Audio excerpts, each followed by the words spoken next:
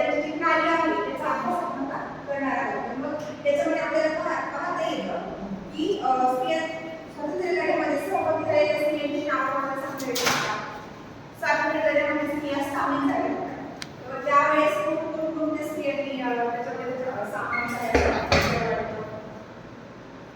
सरोजिनी नायडू आहे, अरुणा सराफ आहे. या सगळ्या ज्या होत्या स्त्रिया होत्या त्यांनी काय केलं होतं की आणि वेगळे कमला नेहरू या स्त्रियांनी स्वातंत्र्य भारताला स्वातंत्र्य मिळावं यासाठी स्वातंत्र्य लढ्यामध्ये सहभागी झाला. तर मग मला सांगा बरं, भारतीय स्त्रियांच्या परिस्थितीचा अभ्यास करताना आपल्याला असं लक्षात येतं की त्यांच्या अनेक समस्याचं मूळ कारण पुरुषांची पुरुषी वृत्ती आहे. कुठेतरी पुरुषांचा अहंकार वाढवायचा आणि त्यामुळे त्या स्त्रियांचा होणारा स्त्रियांचे जे त्यांच्या आयुष्यामध्ये होणारे जे बदल आहेत त्या काही गोष्टींमध्ये समजा आता आपण विचार करू शकतो की आज 21व्या युगात आपण जगत आहोत. बरोबर आहे. 21व्या युगामध्ये जगत असताना सुद्धा आपल्याला स्त्रियांवर अन्याय अत्याचार होतात की आपण अशा वेगवेगळ्या रोजच्या जीवनामध्ये वेगवेगळ्या न्यूजपेपरमधून ह्या सगळ्या घटना बघत असतो. मग आपला आता हा जो काळ आहे स्वातंत्र्योत्तर काळ आहे, भारताला स्वातंत्र्य मिळाल्यानंतरचा काळ म्हणजे 1947 ते 1950 त्या दरम्यानचा काळ. त्या काळामध्ये तर आताच्या काळापेक्षा त्या काळामध्ये स्त्रियांची परिस्थिती अत्यंत बिघडली. मग हे परिस्थिती आपण काय पाहू शकतो की त्या काळामध्ये जनगणना केली होती आणि त्या जनगणनेचा आलेख आपण याच्यामध्ये पाहू शकतो. हे बघा, 0 ते 6 वर्षातील बालकांची लिंग आणि गुणोत्तर 1981 ते 2011. तर आपण पाहू शकतो की मुलींच्या 1000 मुलांच्या तुलनेमध्ये मुलींची संख्या कशी होती. तर 1981 मध्ये पाहू शकतो की 1000 मुलांच्या मध्ये तुलनेमध्ये किती होती? 962 होती. त्याच्यानंतर 1991 मध्ये दर 10 वर्षांनी जनगणना ही होत असते आणि त्यानुसार आपण पाहू शकतो की 1991 मध्ये आपण त्यामध्ये पाहू शकतो की 945 झाले. म्हणजे 1000 पुरुषांच्या मागे मुलींची संख्या 945 झाली. त्याच्यानंतर 2001 मध्ये काय झालं की 927 झाली. त्याच्यानंतर 2011 मध्ये सध्या किती संख्या आहे? एकूण म्हणजे 919 आहे. मग आपण काय पाहतोय की 1981 पासून 2011 मध्ये स्त्रियांची जी संख्या आहे पुरुषांच्या तुलनेमध्ये ती कमी होत चालली आहे. त्याचं मला कारण काय आहे? काय कारण आहे असं वाटतं तुम्हाला? स्त्रियांची संख्या कमी होण्याचं कारण काय? काय वाटतं तुम्हाला? काय वाटतं? कशामुळे होत असेल? आपल्याला काय की आपल्या समाजामध्ये काही गोष्टी अशा काही नियम काही परंपरा अशा इतक्या लावून ठेवलेल्या आहेत की त्याच्यामुळं स्त्रिया नको आहेत. याचं उदाहरण मी सांगते की एक बातमी आली मध्ये बातम्याच्यामध्ये टीव्हीवरती. तर त्याच्यामध्ये सांगितलं होतं की त्या वयाला 4 मुली होत्या, 3 मुली होत्या आणि 4थी मुलीच झाली. त्यामुळे त्या वहिनी स्वतः मुलीला नाकार. मग ही गोष्ट स्त्रियांना नाकारायला लागली तर पुढची परिस्थिती कशी बदलणार? तर मग यासाठी आपण काय करू शकतो? स्त्रियांना शिक्षणासाठी भर दिला. आपण आजच्या काळामध्ये बघू शकतो की सरकारने स्त्रियांसाठी वेगवेगळ्या सुविधा केल्या, वेगवेगळ्या योजना आणल्या. स्त्रियांच्या जन्मापासून ते अगदी त्यांच्या लग्नापर्यंत शिक्षणापर्यंत सगळ्या बाबतीत स्त्रियांना सवलत दिल्या. तर मग विद्यार्थी मित्रांनो, आज आपण काय पाहणार आहोत? महिला व अन्य दुर्बल घटकांचे सक्षमीकरण. आणि त्याच्यामध्ये काय शिकणार आहोत की स्त्री शक्तीचा आविष्कार, शिकवण बदल,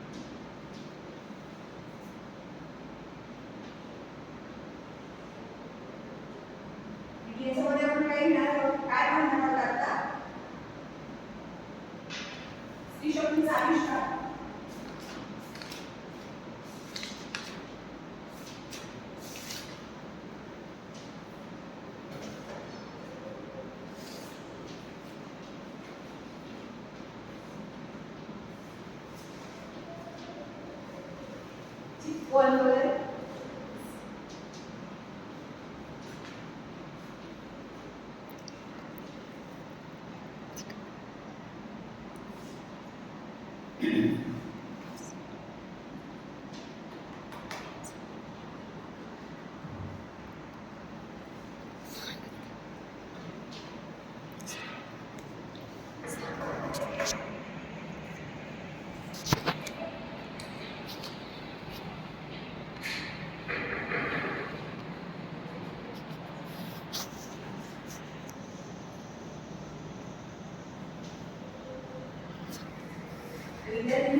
आता पुढे स्त्री शक्तीचा आविष्कार याच्यामध्ये आपण काय करू शकतो की आज आपण 21व्या आहोत तरी कुठेतरी पुरुष मानसिकतेमुळे आपण मागे पडलेलो आहोत आणि कुठेतरी आपल्याला अन्याय अत्याचार होतो आहे.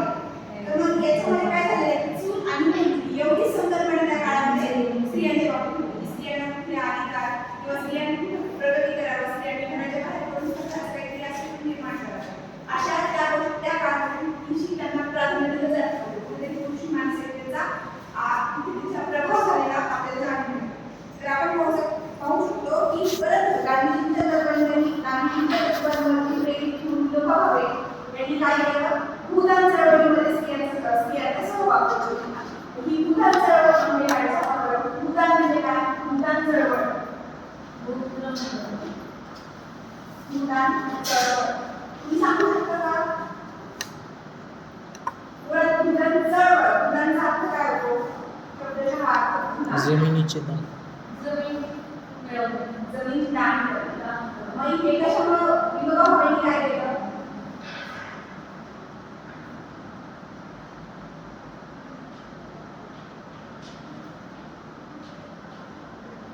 भावे यांनी स्त्रियांना त्याच्यामध्ये समाविष्ट करून घेतलं. का करून घेतलं की त्याच्यामध्ये त्यांना सगळे स्त्रियांना गांधीजींच्या तत्त्वावरती प्रेरित होऊन त्यांनी स्त्रियांना भूदान चळवळीमध्ये समाविष्ट करून घेतलं. भूदान म्हणजे काय भूदान चळवळ म्हणजे काय तर श्रीमंत जे लोक होते त्यांच्या ज्या मोठ्या मोठ्या जमिनी असायच्या त्याचा थोडासा भाग गरीब लोकांना ते दान म्हणून देते म्हणून त्याला काय म्हणतात भूदान चळवळ. तर ही भूदान चळवळ केली आणि त्यांनी काय निजामशाही सरंजामशाही याला तोंड देण्यासाठी याला प्रत्युत्तर देण्यासाठी स्त्रियांना एकत्रित करून त्यांनी स्त्रीपणाचा मुक्तीदायी स्त्रियांचा सहभाग करून घेतला. की आपण याच्यामध्ये काय म्हणणार होता का की त्या काळामध्ये तेलंगणामध्ये काय होतं की वेगवेगळ्या स्त्रिया खूप अडकून पडलेल्या होत्या. स्त्रियांना खूप अन्याय अत्याचार त्यांना त्यांच्या बोलण्यासाठी बऱ्याचशा गोष्टींना सामोरं जावं लागत होतं. तर मग आपण आता काय म्हणतो स्त्री शक्तीचं जाग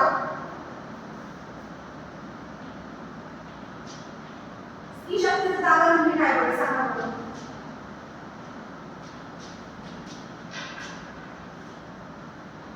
स्त्री शक्तीचा आविष्कार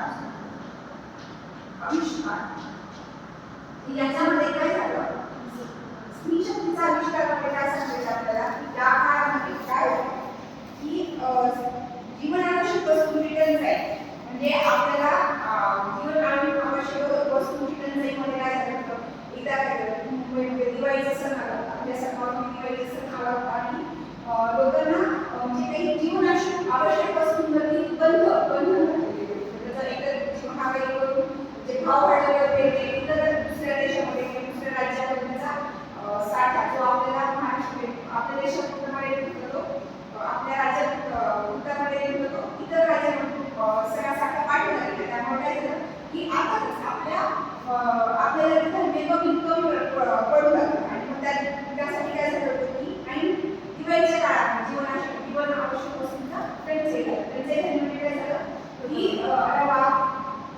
रवा असेल जे दिवाळीसाठी आपण मोठं बनवत असतो वेगवेगळे त्या गोष्टी कुठेतरी कमी पडू लागल्या. त्या काय नसल्यामुळे त्यांनी काय केलं मृणाल गोरे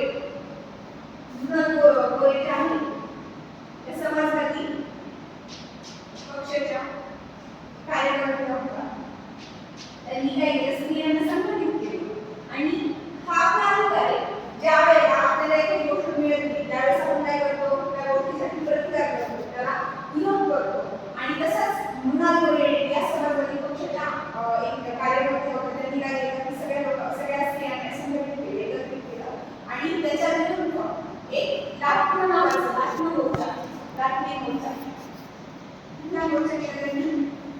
राष्ट्रीय मोर्चा म्हणून त्यांनी राष्ट्रीय मोर्चा काढला. त्यासाठी काय झालं की आपल्याला जीवनावश्यक तर तुम्ही वेळच्या वेळेला आम्हाला व्यवस्थित व्हावं की आम्ही आमचा सण कसं साजरा करणार.